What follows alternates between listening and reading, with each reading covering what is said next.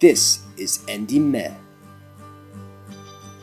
Step-by-step review of overhyped independent films. Step 1. Synopsis. There Will Be Blood is a 2007 film written and directed by Paul Thomas Anderson, who loosely based it on Upton Sinclair's novel Oil. From just looking at the text of the opening title, you'd think this is a vampire period flick in the early 20th century. Well, actually that is a good idea. I mean, I could get Say Hi to Your Mom to compose the music for it, just like how one of the band members of Radiohead composed the haunting soundtrack to this movie. Now, Daniel Plainview is an oil prospector played by Daniel Day-Lewis, and he aims to become a rich oil man.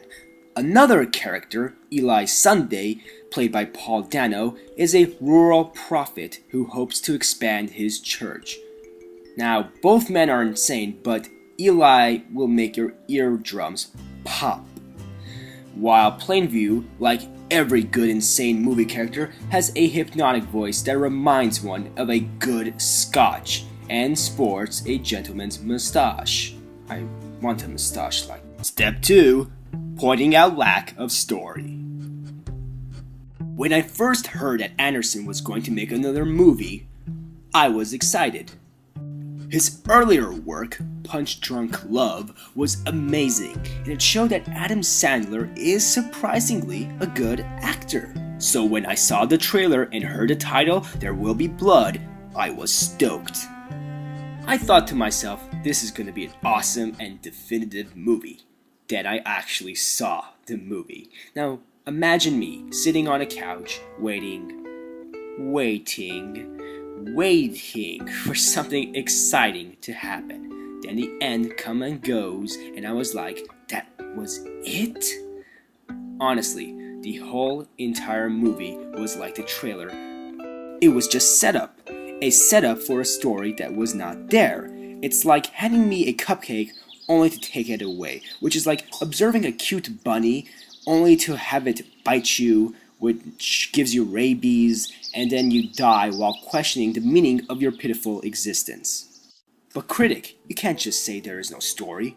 Everything's a story. But, I say, no idiot, take your boring and dreadful life for example. Is there a story to your life? Even if you answer yes and tell me what it is, I'll remind you that the story is what you made up of the few unextraordinary moments that happened to you. This is exactly what There Will Be Blood is, a presentation of a few unextraordinary moments in chronological order.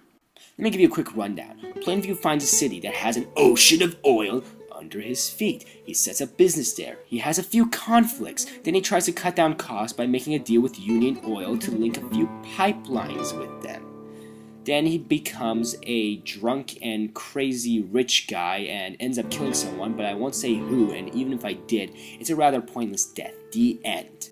This is not really a story. That's just real life. There's nothing interesting about real life. Even the murder was unexpected and pointless, just like murders are in real life. Well, despite how your local news dresses it up. Stories have a message, a motif, character development, etc., etc. Even documentaries have a story, but only because they edit their footage to make one up. The insane characters were what kept me watching this movie all the way till the end, where I realized I was being teased of something awesome. This movie was a prepped up showcase, like this video is.